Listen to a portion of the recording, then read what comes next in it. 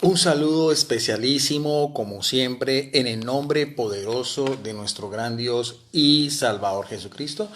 Les habla Guido Rojas, teólogo católico, transmitiendo en vivo y en directo desde la ciudad de Palmira, Valle del Cauca, Colombia. En esta ocasión vamos a tener un compartir bíblico muy importante, interesante, con un conocido ya, amigo de nosotros, el pastor Percy Riley. Pastor, bendiciones, muy buenas noches. Buenas noches, mi hermano Guido, ¿cómo está usted? Muy bien, pastor, gracias por la invitación. ¿Cómo me le va, pastor? ¿Cómo ha estado, pastor? Hasta ahorita aquí bien, gracias a Dios, hermano, apenas saliendo del trabajo. Sí, sí. Gracias, pastor, por su tiempo, por su dedicación, porque como dice el pastor, en este momento tenemos en Colombia las 9 de la noche y en la hora de Los Ángeles, donde vive el pastor, son las 7 de la noche. Y el pastor ha querido sacar este tiempo para hacer una reflexión bíblica, de orden espiritual, mmm, para algo que nos une a todos los cristianos, que es desde la palabra de Dios, lo más importante en la historia de la salvación, que fue el punto máximo en el cual Jesucristo, el Hijo de Dios, el verdadero y único unigénito del Padre, se encarna, se hace hombre y muere en la cruz para la salvación de toda la humanidad. Pastor Percy Riddle, ¿qué es para usted la pasión de Jesucristo? ¿Qué connotación tiene en su vida como ministro, como cristiano, como creyente? Para mí, la pasión, el prueba de amor más grande que Dios pudo haber dado. Podemos ver que Dios mismo entregó lo más amado para él, lo más preciado, lo más hermoso que es su Hijo. O sea, podemos aprender de Dios muchas cosas. Y una de ellas es que Dios no es egoísta, Dios es un Dios que da. Sí, y eso es lo de Jesucristo, que Jesucristo se entregó a lo máximo por amor a nosotros. San Juan 3:16 dice, porque de tal manera amó Dios al mundo, para que todo aquel que en él cree, fíjese, fijémonos bien en esa palabra, en él cree, este, fíjese, Dios, el requisito para poder ser salvo, ¿cuál es? No es ser ni rico, no es ser ni guapo, no es ser ni feo, gracias a Dios, sino que es creer. Todo ser humano puede creer.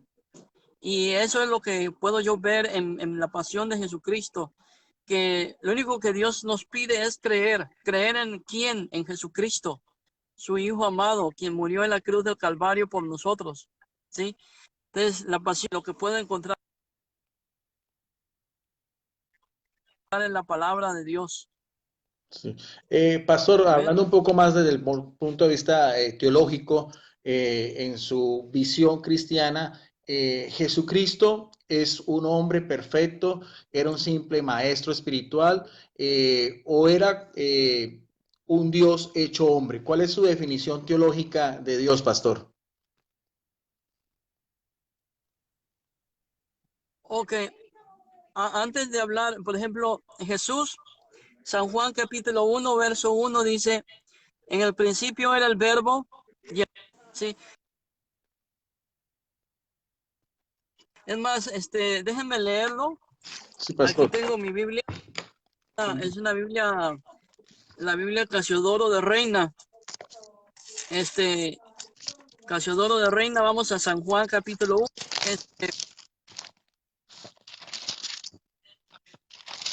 Dice la palabra de Dios así de esta manera. En el principio era el verbo, ¿sí? Y el verbo era con Dios. Y el verbo era Dios. Este era en el principio con Dios.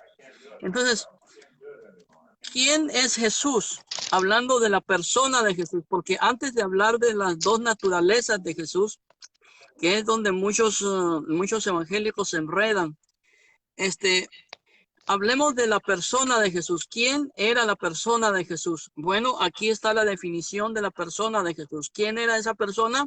El verbo de Dios. El verbo se encarnó, ¿sí? En la Virgen María, nació, vivió entre nosotros, y ese verbo, que es una persona, tiene dos naturalezas, una humana y una divina, lo que se conoce como la unión hipostática, ¿sí? Que es una persona con dos naturalezas. Por ahí anda cierta persona, cierto pastor por las redes cibernéticas, que anda diciendo que todos los seres humanos tenemos la unión hipostática. Eso es totalmente falso, ¿sí? Es totalmente antibíblico y no encuentro ningún apoyo bíblico para tal aseveración, porque la unión hipostática nada más se puede referir teológicamente a Jesucristo. Todo ser humano está compuesto de tres: alma, cuerpo y espíritu, o espíritu, alma y cuerpo, como quieran ponerle. Pero Jesucristo,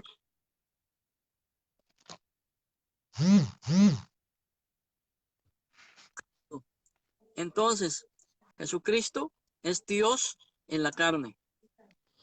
Y de hecho, pastor, si uno ve en ese prólogo que usted dice, ese prólogo tan hermoso, tan teológico del Evangelio de Juan capítulo 1, verso del 1 en adelante, si uno va al verso 14, yo también tengo, pues esta ocasión quise una Biblia católica, esta es la Biblia latinoamericana, pero dice algo lo que usted decía, ¿no? Y aquel que es la palabra se hizo carne y habitó entre nosotros y vimos su gloria, gloria la cual es el unigénito venido del Padre. Aquí hay otra característica también muy importante, pastor. ¿Cómo definir usted el término unigénito en relación a Jesucristo con el Padre?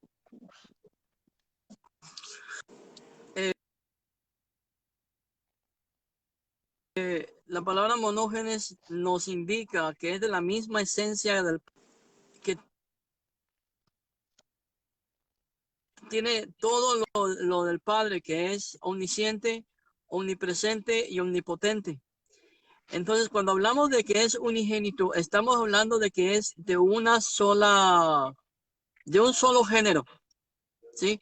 Que nada más es de la misma sustancia que el Padre, y que esta misma sustancia que tiene el Padre tiene el Hijo. O sea, los dos vienen, el Hijo viene del Padre.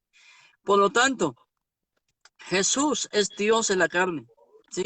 No podemos decir que Jesús nació como ser humano nada más y que el Padre vino después y se encarnó y lo poseyó, porque eso no es cierto. Cuando Jesús estaba ya en el vientre de María, él era ya Dios. Antes de que fuera anunciada a la Virgen María que Jesús iba a nacer, Jesús ya era Dios. Sí, entonces procede del mismo Padre. Ambos son la misma cosa, juntamente con el Espíritu Santo, que procede tanto del Padre como del Hijo. Pastor, ¿Sí? y esa definición teológica que usted nos está dando, muy, muy bíblica, muy de acuerdo también a la Iglesia Católica de los primeros concilios ecuménicos sobre las cuestiones cristológicas, las primeras herejías, concilio de Nicea, concilio de Constantinopla, concilio de Éfeso, concilio de Calcedonia, esas verdades afines en el cristianismo. En su visión, pastor, de esa transición que está haciendo usted de la iglesia bautista y la iglesia metodista, ¿es la misma cristología, pastor? O sea, ¿es la misma cuerpo doctrinal y bíblico? Sí, mi hermano. Es la misma cristología. No cambia en nada. Los metodistas creen que Jesús es Dios en la carne, que no es una manifestación como cierta persona lo está diciendo, que Cristo nunca fue Dios en la carne, sino que Dios vino y lo poseyó cuando él ya estaba aquí ¿cómo se llama? En la tierra.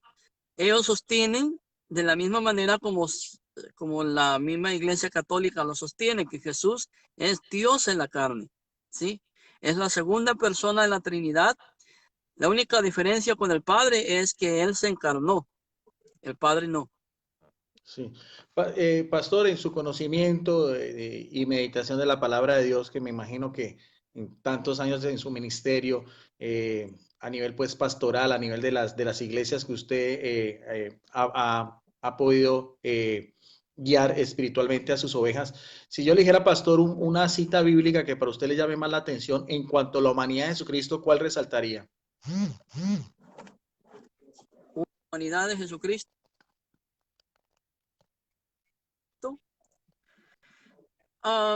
Cuando Jesús estaba en el barco y estaba durmiendo. Interesante. En el mar de Todo, Galilea. sí, en el mar de Galilea todo ser humano duerme, y lo más curioso que Jesús estaba durmiendo en medio de la tempestad. Sí, ahí podemos ver algo maravilloso de Jesús, que como ser humano, él no tenía temor de las circunstancias, él no tenía temor de las tempestades. ¿Por qué? Porque en el libro de San Juan, en el Evangelio de San Juan, encontramos que dice, y él sabía de dónde había salido. O sea, San Juan nos habla de que Jesús sabía de dónde había salido, que él sabía que había venido del Padre, que había salido del Padre y que había sido enviado del Padre. Sí, cuando un cristiano sabe quién es en Dios, cuando un cristiano sabe quién es su Dios, no tiene miedo de las tempestades que puedan venir.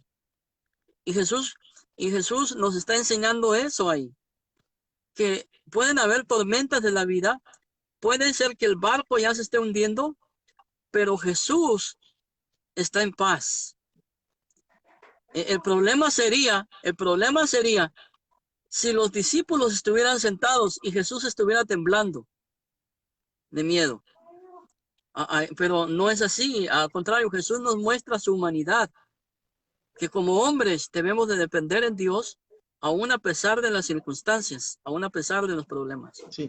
Ese versículo resalta la humanidad de Jesús. Sí, sabe, pastor, de que yo también he reflexionado mucho en ese pasaje bíblico, concuerdo con usted, y también, pastor, porque mire, yo me imagino en ese momento Jesucristo a un lado de la barca, tal vez cubriéndose de pronto con unas velas, con unas carpas, y se ve que es Jesucristo en medio de esa tormenta, porque es muy común en el mar de Galilea a veces esos cambios de climáticos que a veces ocurren, y estamos hablando de hombres que eran pescadores, no eran hombres temerosos, no eran hombres miedosos, eran personas que sí se habían criado en ese medio como pescadores como tal y sienten ese temor y Jesucristo está en un sueño profundo, es ese sueño profundo después de haber ido, me imagino yo, todo un día sanando enfermos, curando leprosos, predicando, o sea, toda esa emanación divina que salía de él en ese descanso.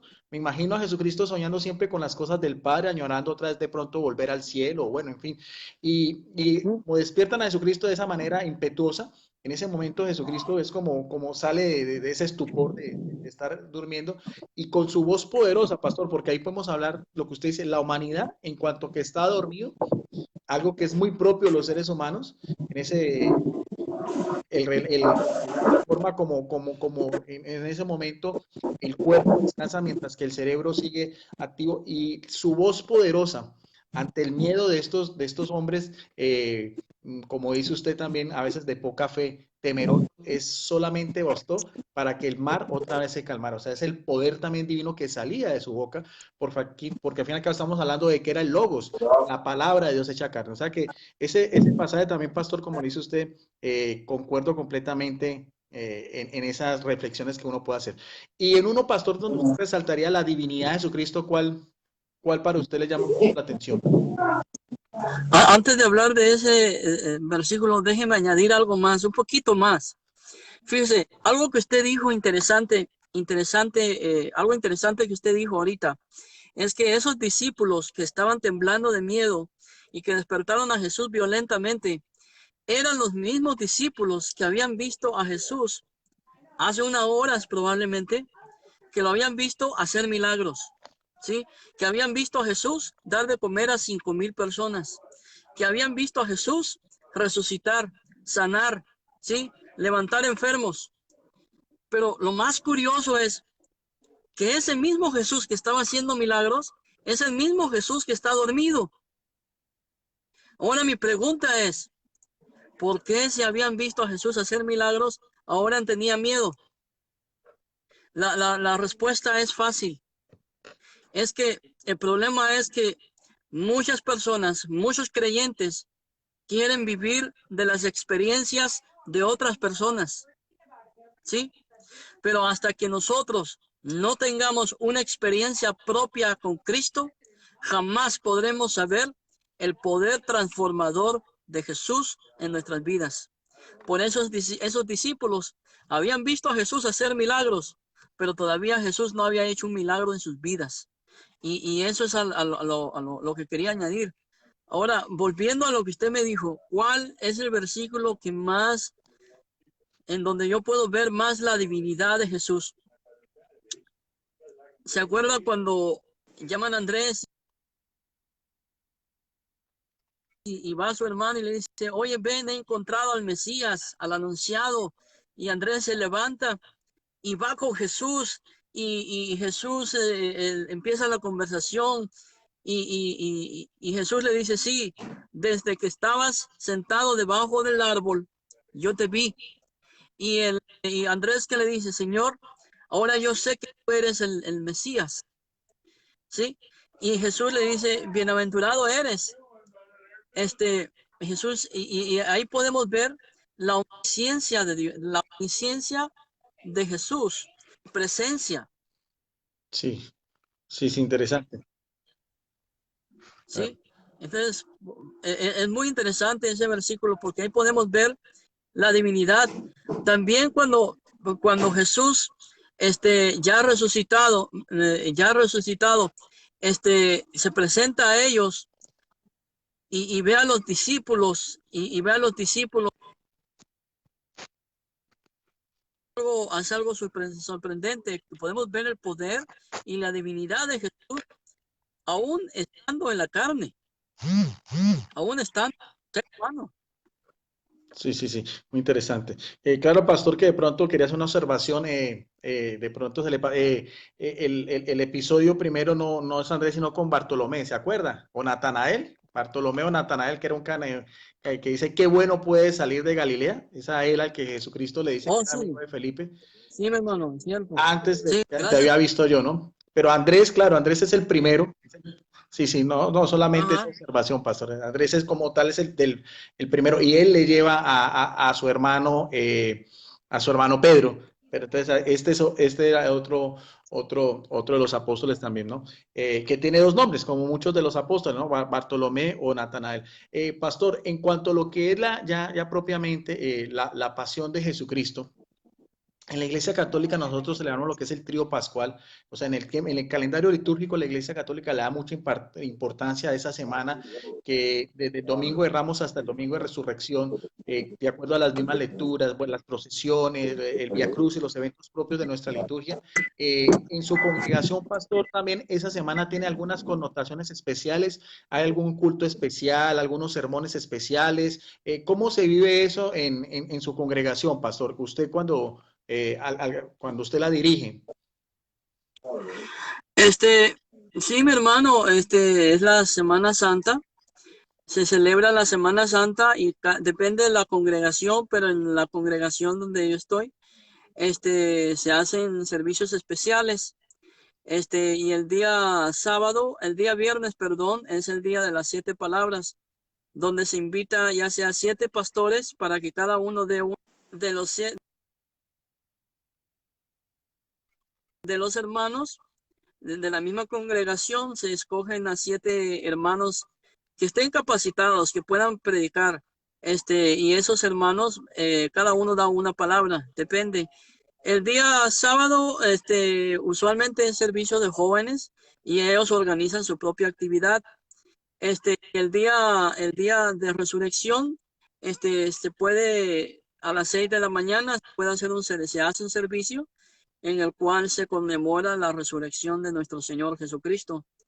Sí, Y me imagino que hay las citas especiales, o sea, hay también unas reflexiones bíblicas, o hay también los mismos pasajes que hacen alusión a ese evento, son las que son en el día del culto que sobresalen más aún, pastor. O sea, ¿intercambia los evangelios o siempre se coge un evangelio especial o es a criterio del pastor o hay alguna directrices especiales? se puede hacer de diferentes maneras. Se puede escoger un solo evangelio o se pueden citar versículos bíblicos de diferentes evangelios. que hablen sobre la resurrección. Y ya conforme se hace la lectura, se mencionan los versículos bíblicos que hablen sobre ese tema, y ya la predicación va basada a la resurrección de Jesucristo. Sí. Pastor, y ya entrarnos un poquitico más en el tema de todo lo que fue pues esa pasión de Jesucristo. ¿Cómo analiza usted la oración de Jesucristo en el huerto de Getsemaní, donde le clama al Padre que su alma está triste, que está congojada, o como dice el libro de los Hebreos, llora con lágrimas, siente ese temor, esa angustia, hasta el punto, como dice, si vamos a hacer ese paralelismo bíblico, el Evangelio de Lucas, todo eso me llama mucho la atención, que empieza a sudar sangre, esa angustia, esa desesperación y ese instinto también muy humano ante una situación de peligro extremo, porque sabía que era inminente su muerte, ya no había forma de retroceder. ¿Qué reflexión saca usted, pastor, de esa oración y ese encuentro íntimo de Jesús ante el Padre en el huerto de Getsemaní? Que como seres humanos, siempre vamos a tener temor a lo desconocido, a lo que no sabemos. Ahora, con referente a Jesús, él siendo Dios, él ya sabía lo que iba a pasar, pero su humanidad, sus emociones, todo lo que él es como ser humano, fue lógico que él tuviera temor. Él no dudó del Padre. Sí, él no dudó del temor, del amor del Padre. Él no dudó del poder del Padre. Él no dudó de la misión que él tenía. Lo que pasó en Jesús es que como ser humano tuvo temor. Sí, pero podemos hacer esta reflexión, y yo la he usado varias veces, y no está en la Biblia, pero yo la he usado varias veces. Que cuando Jesús dijo eso, Padre, si fuera posible, tomar que pase de mí esta copa. En ese momento, y ese es un pensamiento que yo tengo, en ese momento cuando Jesús dijo, Padre, mas no se haga mi voluntad, no, si fuera posible, quita de mí esta copa. En ese exacto momento, Jesús vio más allá de la cruz. Jesús vio más allá del Calvario. Jesús vio más allá del sufrimiento, de la corona de espinas. Jesús vio más allá de las bofetadas que iba a recibir.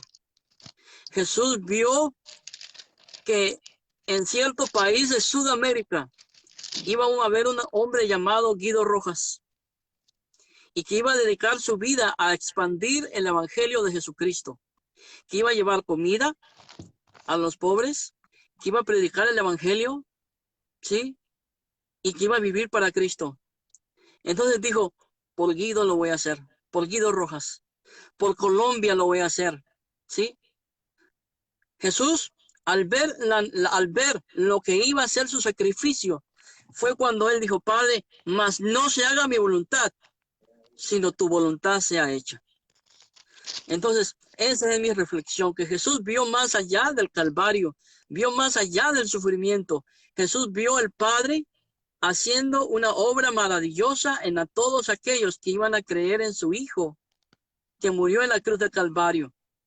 Entonces, hermano mío, lo que yo veo ahí más es que Jesús amó de tal manera que dijo, lo hago por él, que van. Interesante, pastor. Hay también, sí, hay también una reflexión de orden también teológica y mística, de acuerdo de pronto a algunas revelaciones particulares en la Iglesia Católica. Sí, Bueno, eso es también parte, pero se lo quiero compartir, quiero conocer tu opinión, pastor, de que en ese dígame. momento en que Jesús está en el huerto de Getsemaní, ante todo eso que venía, por así decirlo, él vio como los pecados de toda la humanidad, era tal, se hace maldito por nosotros, porque va a empezar ese trance por el cual él venía al mundo, se hace, como dice el mismo Pablo lo dice, se hace maldito, asume el pecado de todos nosotros, y por eso es que hay como una especie como que el Padre, que es la pureza máxima, hasta cierto punto quiere como alejarse un poco de él, porque Sí, ante Dios, que es completamente santo, su mismo Hijo Jesucristo está recibiendo todos los pecados. En ese momento también hay quienes piensan que vio los pecados de toda la humanidad, desde Adán y Eva en la desobediencia del paraíso hasta el último de los hombres antes del juicio final, y eso lo asumió él de tal manera, era tal la carga que empieza a sudar sangre, que es un fenómeno conocido ¿sí? de estrés, de angustia, de que era casi mortalmente, creo yo que ningún hombre sería capaz de soportarlo, sino solamente él, que era el No, hombre perfecto. no. Sí, tiene toda la razón, hermano. Por eso el Padre, aún en la cruz del Calvario, dice, Padre, Elí, Elí, lama sabactaní, ¿por qué te has alejado de mí? Este, podemos ver que en ese momento Jesús se hizo pecado, ¿sí? Y al hacerse pecado, es totalmente comprensible que Dios haya dado la espalda al Hijo. Usted se imagina lo que es que en un momento esa comunión eterna que había existido entre el Padre e Hijo y el Espíritu Santo, por supuesto, se rompió, ¿sí? Muchos teólogos, algunos teólogos protestantes dicen que en ese momento, cuando esa relación se rompió, fue cuando entramos nosotros, ¿sí? Fue cuando entró la iglesia, fue cuando se creó la iglesia, fue cuando entramos todos nosotros para ser justificados en Cristo. ¿Por qué? Porque el justo se hizo pecador para que los pecadores se hicieran justos en Cristo. Sí, pastor. Hay también otras, bueno, esto es a manera porque estamos haciendo un compartir, no es de pronto una cuestión de orden pues teológica y bíblica para que después no nos van a caer No, encima, pastor, porque no faltan siempre los fariseos y los acusadores también, que no pueden ver con buen agrado que un pastor bautista y un teólogo católico puedan hablar de estas cosas que nos unen. Pastor, ¿qué considera usted más grave? ¿La traición de Judas? O, perdón, si la traición de Judas o la negación de Pedro. ¿Cómo ve usted ese episodio, pastor, de la traición de Judas, el haber vendido a Jesús por 30 monedas, el precio que se pagaba por un esclavo, y la triple negación de Pedro, que incluso, como dice el Evangelio de Lucas, maldijo y puso a Dios por testigo y que no conocía a Jesucristo? ¿Cómo ve usted esos dos personajes en relación a Jesucristo, el divino Salvador? ¿cuál fue más grave? ¿La traición de Judas o la negación de Pedro? Lo más grave fue la traición de Judas. ¿Por qué pienso yo que fue la negación de Judas? Porque la negación de Judas, perdón, la traición de Judas fue planeada. Él ya lo había planeado, ¿sí? Él ya había planeado traicionar a Jesús. ¿Por qué? Porque Jesús no estaba de acuerdo, según Judas, a las ideales que esta persona tenía. Entonces, la traición de Judas fue planeada. Él lo vendió, ¿sí? Él fue a negociar con los sacerdotes, fue a preguntar cuánto me dan si yo les entrego a Jesús, y ellos le dijeron 30 monedas de plata, y Judas dijo, ok, yo se los entrego. Hasta les dio una señal, al que yo besare, ese es al que deben de prender, ¿sí? Con respecto con respecto a Pedro, la negación de Pedro fue basada, no que él lo haya determinado, sino más bien fue por, fue por temor.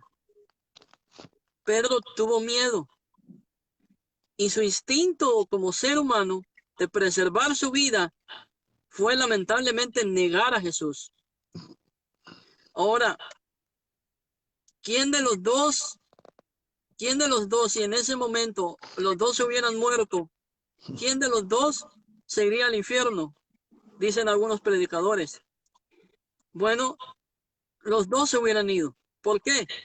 Porque Jesús todavía no había muerto y pagado el precio de su salvación en la cruz del Calvario.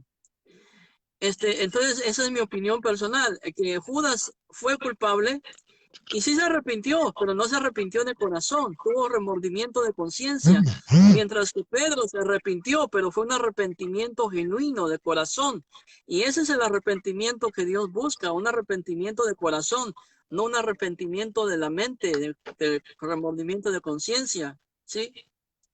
Interesante, pastor. Hay algunos teólogos también que dicen que sí, claro, ahí, claro, ambos reniegan de Jesucristo, uno lo niega, el otro lo traiciona, con la gran diferencia final trágico de Judas. Hay unos también teólogos místicos que dicen que si Judas hubiera realmente después, no solamente el pecado de Judas no fue tanto la traición, sino el suicidio, porque como dice usted, pastor, ambos cometieron un pecado de apostasía.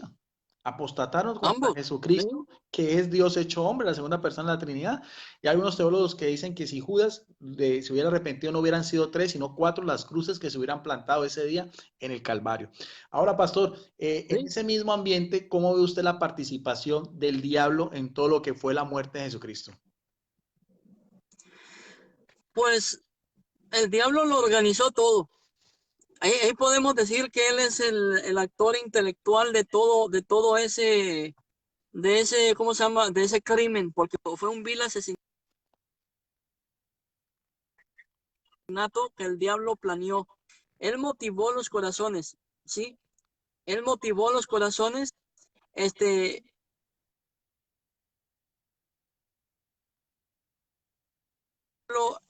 se posesionó, que el diablo mismo se posesionó de Judas y motivó a Judas a traicionar a Jesús, ¿sí?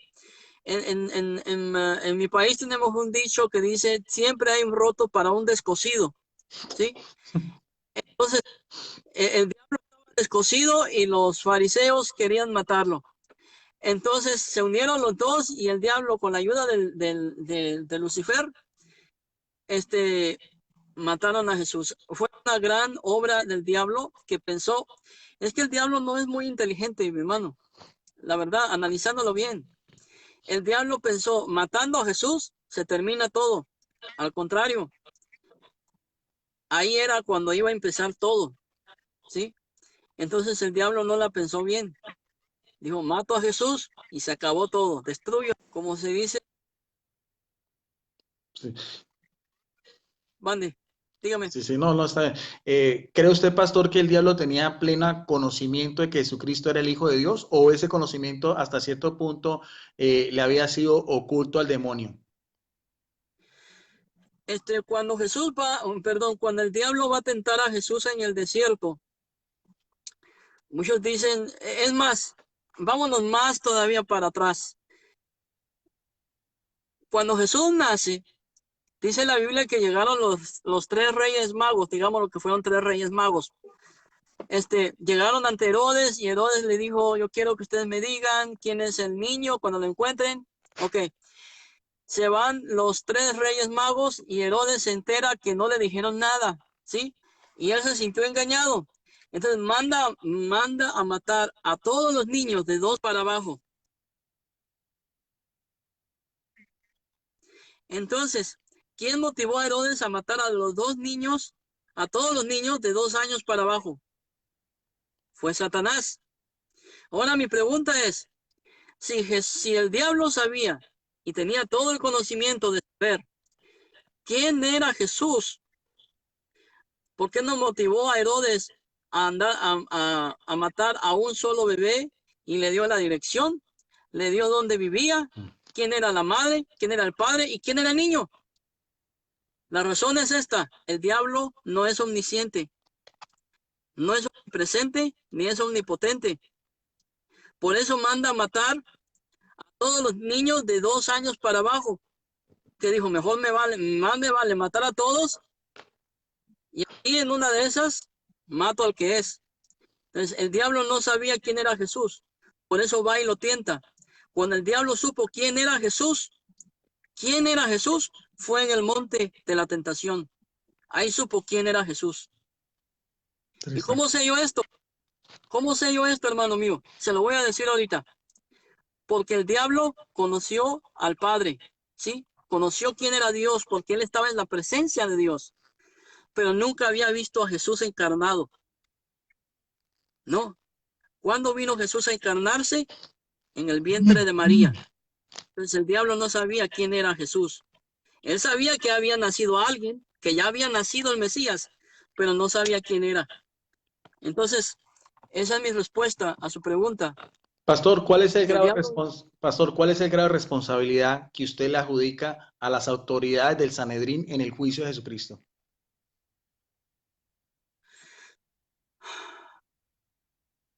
ahí podríamos decir que todos fueron culpables de ese asesinato, de ese vil magnicidio. Todos tienen culpa. De ahí no se salva nadie, al menos a los que creían en Jesús y que trataron de defenderlo. Porque algunos sí trataron de defenderlo porque sabían quién era Jesús. Y yo me imagino, hermano, que hasta los mismos fariseos, los que condenaron a Jesús, sabían quién era Jesús. Pero por el temor de perder lo que tenían, lo condenaron a muerte. Entonces, todos tienen responsabilidad, ¿sí? Todos tienen responsabilidad. Y la actitud de Pilatos, pastor. Una actitud de un buen político. Una actitud cobarde. Una actitud que realmente, él sabía perfectamente que Jesús era inocente. Pero por el temor de una revuelta, no le siguió el consejo a la esposa. Y ese es el problema con muchos hombres, hermano Guido. Muchas veces los hombres nos metemos en problemas por no seguir el consejo de nuestras esposas.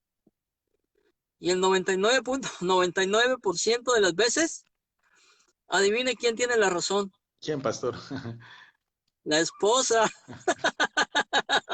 La esposa. De veras, si Pilato le hubiera seguido el consejo a su esposa, hubiera demostrado que no era cobarde, hermano, sería otra la historia, pero bueno, todo estaba escrito y tenía que suceder. Pastor, ¿y su esposa ya le dio la autorización para hablar con un teólogo católico? Sí, ya me dio la autorización. No hay problema por ese lado. No hay problema, ya la convencimos. Qué interesante, qué bueno, pastor, porque no nos perderíamos de este compartir tan interesante, de ver esas reflexiones Sí, hermano. tan bonitas que le nacen de su corazón, pastor, y también de su propia preparación. Se le ve su preparación bíblica, exegética, una persona que se ve que ha estudiado, que medita y que al fin y al cabo es un pastor. Usted está hablando, yo veo en usted, pastor, esas actitudes. Usted está hablando como lo que es, como un pastor, desde un punto de vista muy espiritual, pero también desde un punto de vista muy teológico y muy bíblico. Y se lo agradezco mucho, pastor, porque de verdad que a mí hablar de la pasión de Jesucristo, como dice, me apasiona, me fascina. En cuanto ya a los tormentos, pastor, de todo lo que fue la antesala de la muerte de Jesucristo, todo lo que fue propiamente tanto el mismo Sanedrín como los mismos soldadesca romana, ¿qué reflexión saca usted, pastor, o qué más le llama la atención de todo eso, ya ese tormento físico que vivió Jesucristo? Todo ese tormento físico, hermano, que Jesús vivió, se lo voy a decir de esta manera. Podemos aprender tanto de Jesús, en su pasión, en el sufrimiento que él vivió, en todo lo que él vivió, que es hermoso, hermano. Jesús nos enseña una gran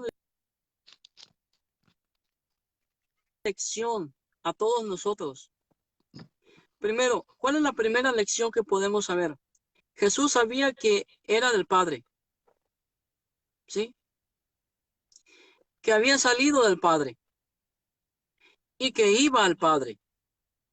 Pero para poder ir al Padre, necesitaba padecer en la cruz del Calvario. Y el problema con muchos cristianos hoy en día es que quieren ir a la gloria sin pasar por el Calvario.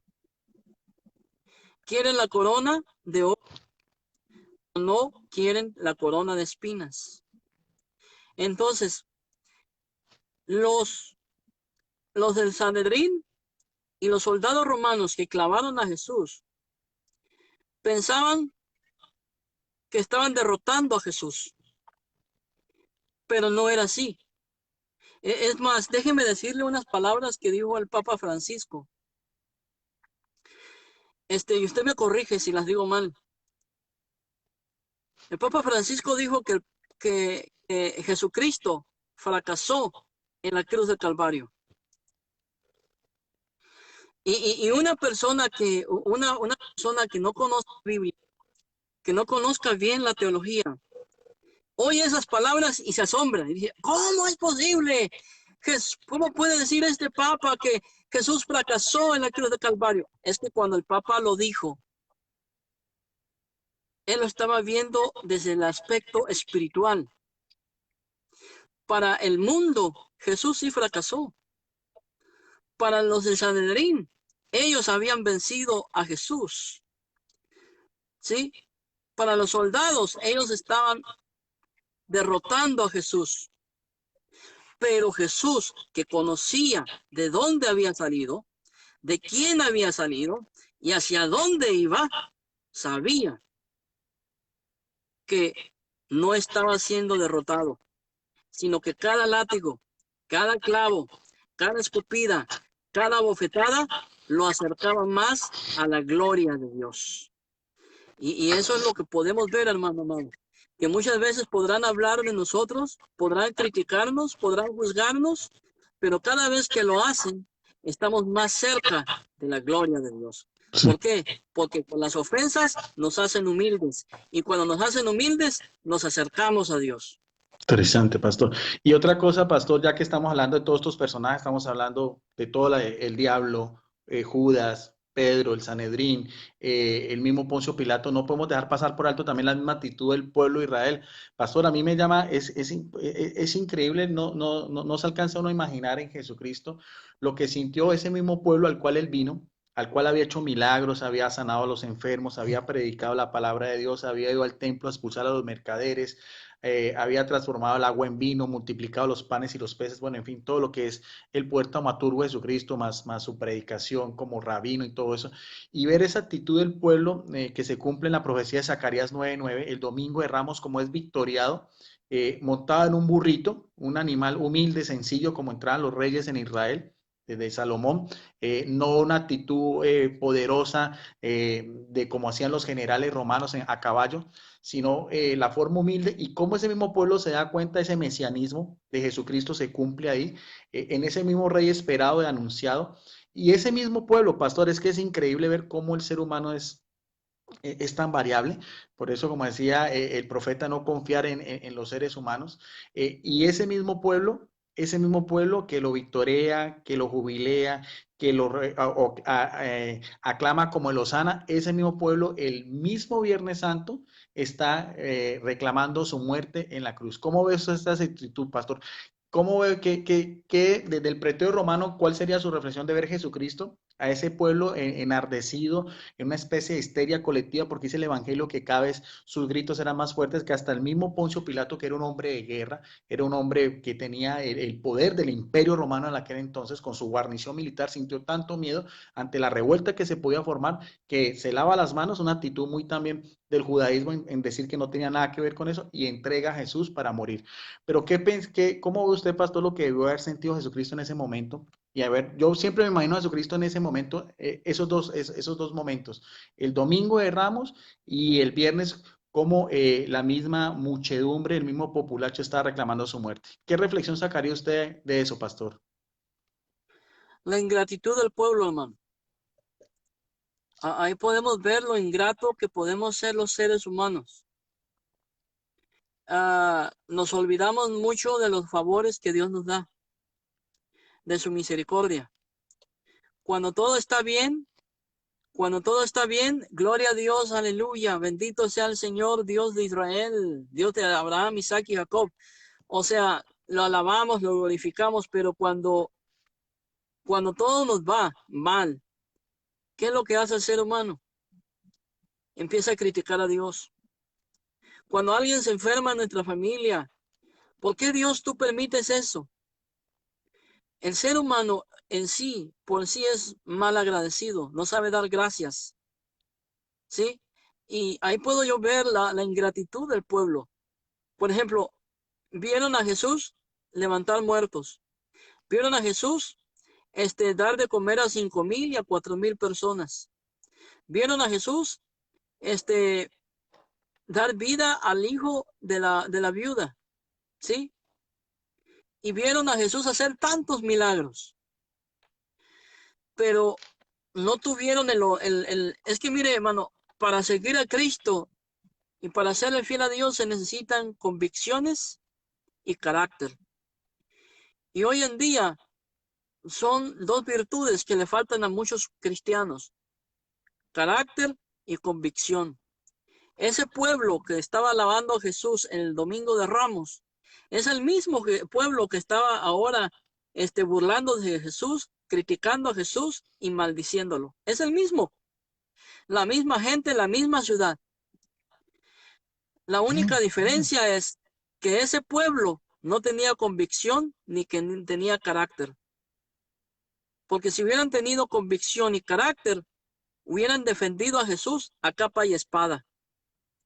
Pero como lo vieron derrotado, como lo vieron vencido, ahora se unieron con los que lo estaban matando, con los que lo estaban asesinando. ¿Y cuántas veces nosotros como cristianos no hacemos también lo mismo? Nos vamos con quien más nos convenga, ¿sí? Y eso está mal en el ser humano. Por eso yo digo que le faltó carácter y le faltó convicción. Cuando uno tiene carácter, uno permanece en el Padre. Uno permanece fiel a sus convicciones, en lo que cree, ¿sí? Y ese es el problema, repito de nuevo, con este pueblo y con el pueblo de hoy, con el pueblo cristiano, que puede ver las circunstancias y se dejan guiar por las circunstancias y no en el Dios en quien han creído. Fíjese, lo más curioso, las más fieles en ese momento fueron la madre de Jesús y las mujeres que siempre lo acompañaron a él, y su discípulo amado, Juan, fueron las que estuvieron con él. ¿Y dónde están los demás discípulos? ¿Tuvieron miedo? Sí, es normal, tuvieron miedo, pero no tuvieron el carácter suficiente ni la convicción suficiente para estar con Jesús. El único que la tuvo y que demostró ser hombre fue el apóstol San Juan, nada más. Y adentrándonos un poco más, pastor, el Via Crucis, desde que está en el pretorio romano, ya con esa corona de espinas, cuando Pilato dice, eche homo, he aquí al hombre, y Jesucristo toma su cruz y va ese trayecto hasta afuera de la ciudad murallada, hasta el monte Calvario, Gólgota, que más o menos es más o menos un kilómetro, más o menos. eh, ¿Qué reflexión saca usted, pastor, de ese trayecto de la cruz ya camino ya a lo que era el Calvario y lo que era lo que él sabía de antemano, porque en ese entonces eran muchas las personas que morían crucificados, él sabía de antemano que era una pena degradante, humillante, vergonzosa y dolorosa, porque es que los romanos lo hacían precisamente era como escarnio público para así poder tomar el dominio y así ver lo que ellos eran en cuanto a la subyugación de ese pueblo Israel, de esa pequeña provincia de Judea ante ese poderoso imperio romano con todas sus legiones y toda la formación militar que tenía y la forma como ellos ejercían su autoridad. Al fin y al cabo eran paganos, no tenían una mentalidad pues religiosa, pero ¿qué destaca usted, pastor, en lo que fue la cruz de Jesucristo en el Calvario, en su camino al Calvario, pastor? Bueno, podemos, como dije anteriormente, hermano, Jesús ya sabía sobre el Calvario, pero él sabía que detrás de ese Calvario iba a estar la gloria, iba a estar con su Padre, a quien él amaba entrañablemente. Entonces podemos apreciar ahí el gran amor que Jesús tenía para con el Padre primero. Esa relación que había con ellos, que era una relación íntima, profunda.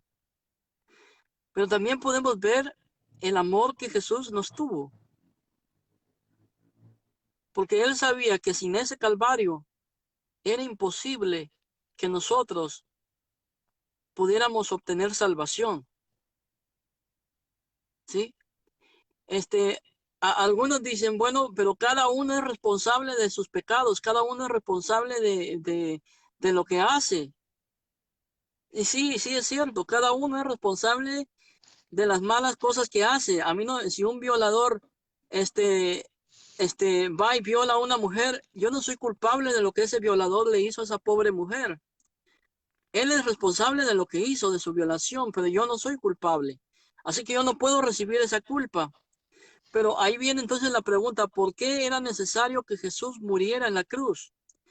Bueno, es cierto, todos somos responsables de nuestras propias culpas, Pero el problema aquí no era ese. El problema aquí es que nosotros como seres humanos somos incapaces de poder producir la suficiente justicia para poder agradar a Dios. No podemos. Entonces Jesús, en su conocimiento, en su sabiduría y en su amor, Él decide ir por ese camino, por el Vía Crucis, teniendo el pleno conocimiento que Dios lo iba a librar, que Dios estaba con él, que sí Dios estaba permitiendo todo ese calvario, pero que Dios tenía control aún de ese calvario. Y es lo que el cristiano debe de comprender ahora. Y quizás hay alguien aquí que en este momento está pasando por un calvario, por un vía crucis, que siente que Dios lo ha abandonado. Yo quiero decirte, estimado amigo, que Dios no te ha abandonado, que Dios está ahí cerca, está a tu lado, te está ayudando a llevar esa cruz, ¿sí? Y que cuando llegues al Calvario y te estén crucificando y te estén blasfemando y te estén ofendiendo, mira para el cielo y mira la gloria de Dios esperándote al final del camino. Eso es lo que yo puedo ver, hermano. Y ya, pastor, porque estamos haciendo como ese recorrido bíblico y reflexivo, interesantísimo, muy edificante. Espero que para las personas que lo están viendo sea igual de edificante como lo está haciendo para mi persona. Con todo respeto lo digo, pastor, con todo el cariño que le tengo a usted. De esas 7 palabras, Gracias. pastor, de esas 7 palabras que usted dijo que están en los evangelios, ¿cuál de esas le llama más a usted la atención y por qué, pastor? Ah, donde dice consumado es.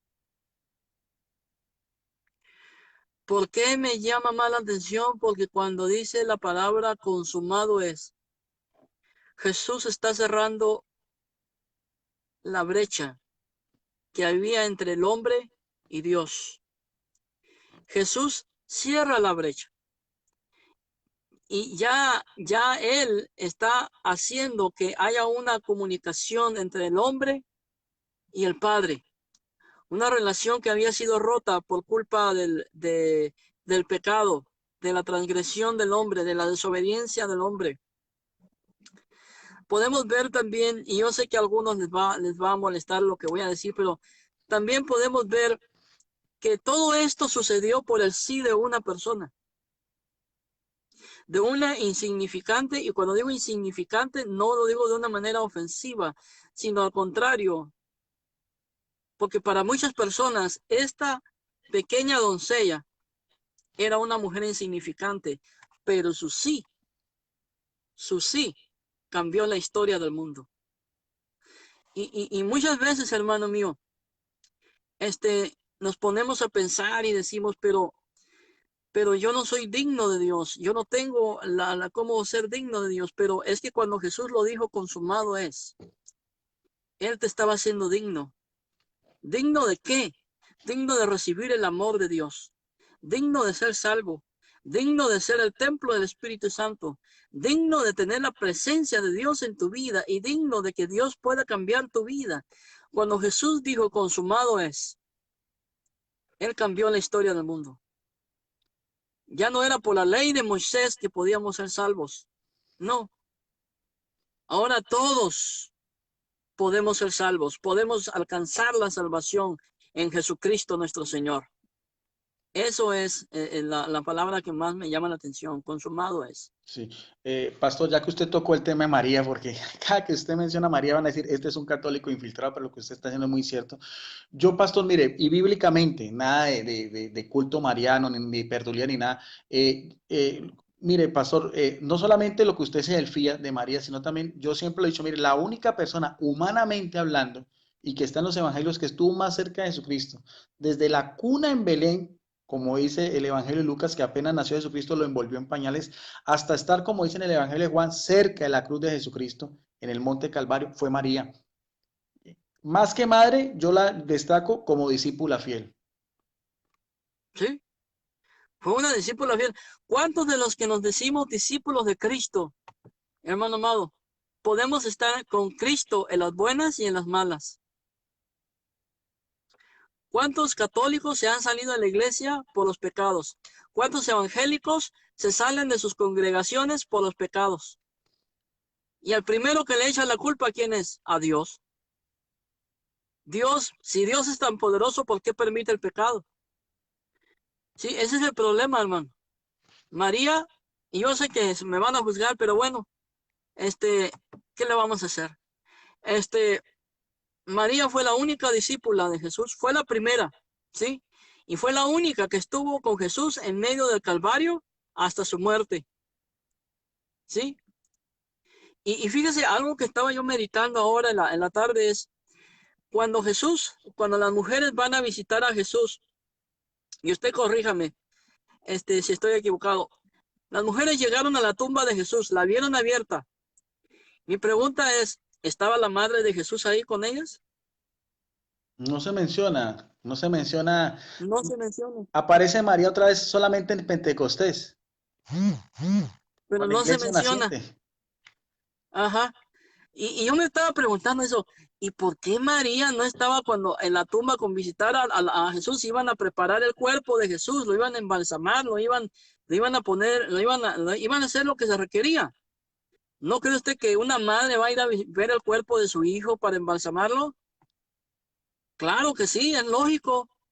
Pero ¿por qué María no estaba? Sencillo, porque ya había recibido la visita. Ya había recibido la visita de su hijo.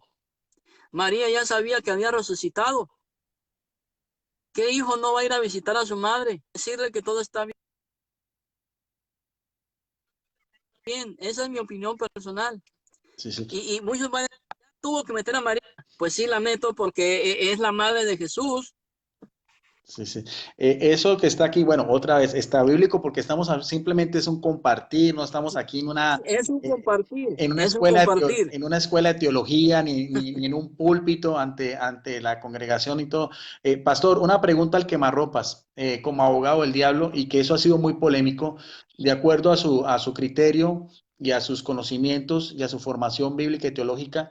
¿Jesucristo murió en la cruz como hombre o como Dios? O igualmente en ambas partes? Este, ¿Jesús murió como hombre o como Dios? Bueno, para poder responder esa pregunta debemos de ir al principio, en el capítulo 1, verso 1 del libro de San Juan.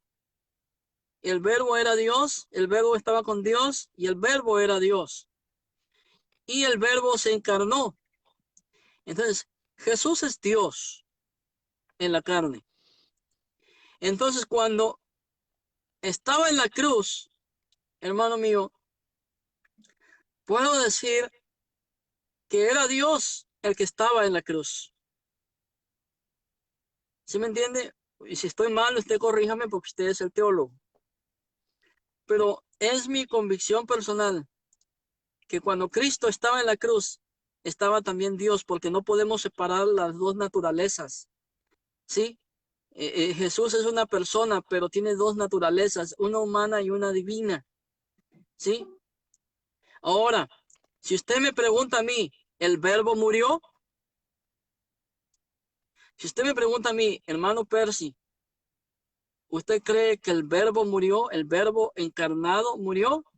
Yo le voy a decir a usted, no, el verbo no murió, ¿sí?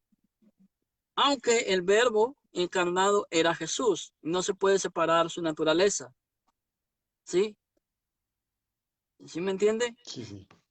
Sí, sí. O sea, claro, porque una cosa es el verbo de Dios, que es su preexistencia, en el cual es divino, no se puede matar la divinidad de Jesucristo, y otra cosa es la persona de Jesucristo, que como usted lo dice, es el verbo ya encarnado, o sea, en carne, en su humanidad. O sea, muere en la humanidad de Jesucristo, porque físicamente hubo una razón por la cual tenía que morir, patológicamente hablando, pero igualmente lo que usted está diciendo, esa misma divinidad no puede morir porque no se puede matar a Dios. Se mató a Jesucristo, No, usted lo está diciendo. O sea, eso es una discusión muy teológica, muy bíblica, pero en sí más o menos es la idea, ¿no?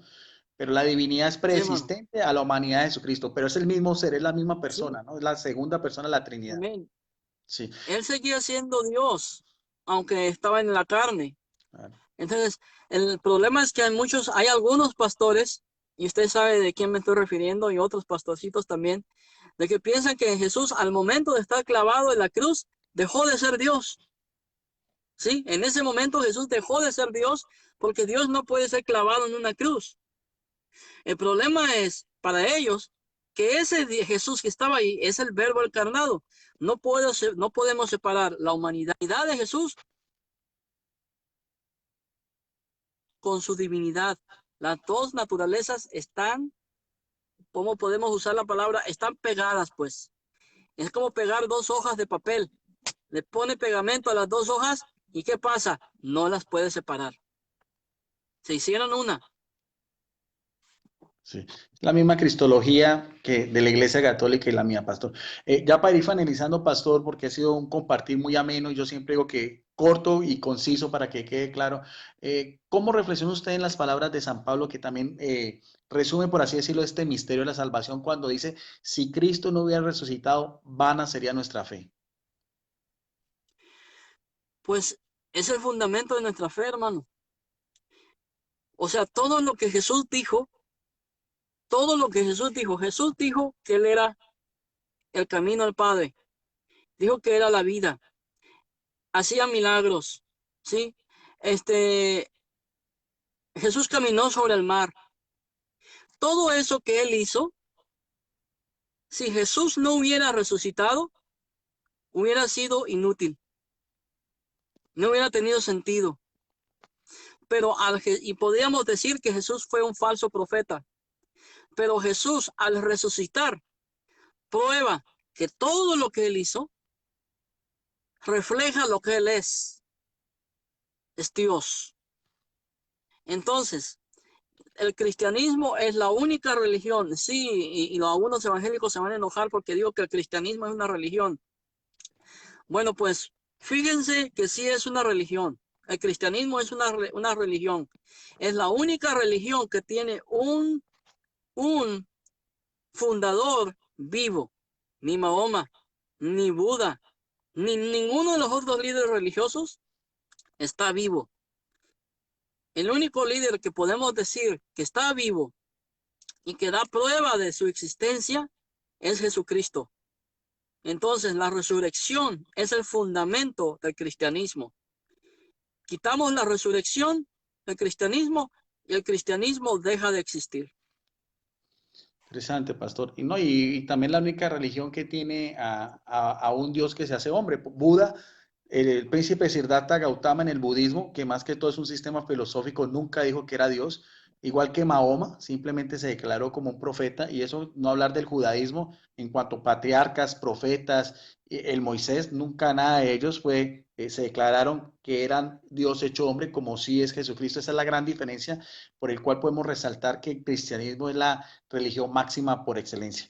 Pastor, ya para ir finalizando, ¿cuál es su última reflexión final o cómo usted resume este compartir que hemos hecho sobre la pasión de Jesucristo? ¿Qué destacaría usted? ¿Cuál sería su mensaje? ¿Cuál sería su reflexión? ¿Cuál sería el análisis o la síntesis de este tema tan interesante? ¿Cuál sería mi análisis? Bueno, hermano, el resumen de toda esta plática, podemos decir que es esta. Jesús nació. Primero, Jesús vino a este mundo, se encarnó, vivió por 9 meses en el vientre de una mujer, ¿sí? Cuando nació, recibió órdenes de una mujer y de un hombre, que era José y su padre. Se sometió a todo, se sometió en todo a lo que ellos les decían. En pocas palabras, se humilló a lo sumo. Y todo esto lo hizo por una sencilla razón, por amor. Y si Jesús, siendo Dios, el alfa y omega, el principio y el fin, el autor y consumador de nuestra fe, hizo todo esto por amor, ¿cuándo nosotros los cristianos vamos a hacer algo por amor a Dios? Interesante, pastor. Hermano, Muy, muy, es horrible. muy profunda su meditación, pastor. Esas, Ese, claro. Y al respecto decía Agustín de Hipona, pastor, me hizo recordar, Agustín de Hipona decía, la división de los cristianos. Decía Agustín de Hipona, pastor, la división de los cristianos es el triunfo de Satanás. ¿Cuándo vamos a dejar esas divisiones y vamos a mirar a ver más bien, como decía el Papa Juan XXIII, buscar las cosas que nos unen y no las cosas que nos desunen? ¿Qué es lo que usted y yo estamos haciendo en nuestras capacidades, en nuestros conocimientos, hablando de algo tan importante, tan trascendental como es Jesucristo, su pasión, su muerte y su resurrección? lamentablemente, hermano, cuando dejemos el orgullo y el prejuicio a un lado, porque muchos de los pastores del internet, no estoy diciendo que todos, pero algunos basan sus ideas, sus mensajes en el prejuicio en los cuales ellos han nacido. Y muchas de sus opiniones en contra de la iglesia y en contra de todos aquellos que opinamos diferente a ellos, está basado en el prejuicio, en el odio, en el rencor, en la mala información. Y créame, hermano amado, cuando logremos unirnos en Cristo, que es el que nos debería de unir, y dejemos a un lado el prejuicio, veremos grandes cosas. La razón por la cual el mundo no ha sido alcanzado para Cristo todavía es por esta razón, porque primero debemos de aprender a ser hermanos y no a ser enemigos. Y ese es el problema de muchos cristianos, que prefieren ser enemigos que hermanos. Y para poder ser hermanos, necesitamos conocer a Jesús. Sí, pastor, mire que un mea culpa creo que nos une, nos cobija a todos los cristianos. Es lo que decía Mohandas Gandhi, ese gran alma de la India, ese gran pensador hindú, en su mentalidad pagana como tal, hinduista, pero él decía una reflexión que es cierta, él decía, creo en Jesucristo, pero no creo en los cristianos, porque Así como es. decía, no nos vemos como, Es que, no nos vemos como hermanos, sino como enemigos, nos atacamos, como enemigos. miramos a ver por dónde La- la- podemos sí, los ataques a su persona, pastor. Y usted es un pastor bautista, usted está convencido en su fe, usted es un ministro en su iglesia, y eso hay gente que le duela porque usted no ataca, porque usted antes trata de abrir son puentes y no barreras. Eso es un ejemplo, pastor. sí, Yo lo admiro y lo aprecio mucho por eso, porque usted lo que es un pastor es eso, es atraer a las ovejas en vez de dispersarlas. En vez de crear puentes, se crean muchas veces obstáculos, barreras, que a veces hacen que los unos y los otros nos veamos como, no, como lo que no deberíamos de ser, como enemigos, y no es sí. así, no debe ser así. Pues sí, hermano. Oremos a Dios para que Él haga el milagro. Pastor, para finalizar, porque después vamos a tener otros compartir, quiero pedirle por favor que nos guíe en una oración final para que el Espíritu Santo derrame su espíritu, derrame su sabiduría para todas las personas que están viendo este compartir y que lo van a ver, cristianos católicos, cristianos evangélicos, que sea para crecimiento y provecho espiritual de cada una de las almas que están en este momento viéndolo y que lo van a ver más adelante. Pastor, por favor, para finalizar, si nos puede guiar en una oración. Amén, hermano. Vamos a la Padre en esta noche. Venimos ante ti en el nombre de Jesús. Yo te doy gracias por mi hermano Guido. Te pido que lo bendigas, que lo guardes, Señor, que prospere su camino y que tu presencia, Señor, sea real en su vida todos los días de su vida. Bendícelo a él y bendice a su familia. Bendice su salir y su entrar. Bendícelo en la ciudad y en el campo. Bendícelo, Señor, por donde quiera que él vaya.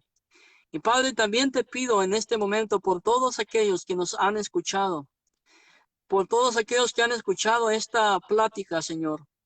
Ayúdanos, Padre, a ser uno en ti, a buscar más de tu presencia y, Señor, a buscar más la unidad entre los cristianos.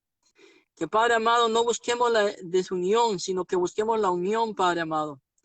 Padre, te pido en el nombre de Jesús que tú hagas tu voluntad en cada uno de nosotros y que tú nos guíes a ese perfecto amor y a esa perfecta unidad. Que busquemos más a Cristo, Señor, y su amor y su compasión. Y que nos olvidemos de los prejuicios, de los odios, Señor, y que busquemos tu paz. Esa paz, Señor, que solamente tú la puedes dar, porque el mundo no la da. Te doy gracias, Padre, en el nombre de Jesucristo, nuestro Señor y Dios. Amén y amén. Gracias, pastor, muy amable, como siempre, fue todo un placer haber compartido con usted. Será para otra oportunidad. También bendiciones para todas las personas que en este momento están conectadas y gracias, pastor. Bendiciones y nos vemos en otra Gracias. oportunidad. Hasta luego, pastor. Que Dios me lo bendiga, hermano. Cuídense, pase buenas noches. Amén, pastor. Saludes a su esposa. Gracias. Gracias, igualmente.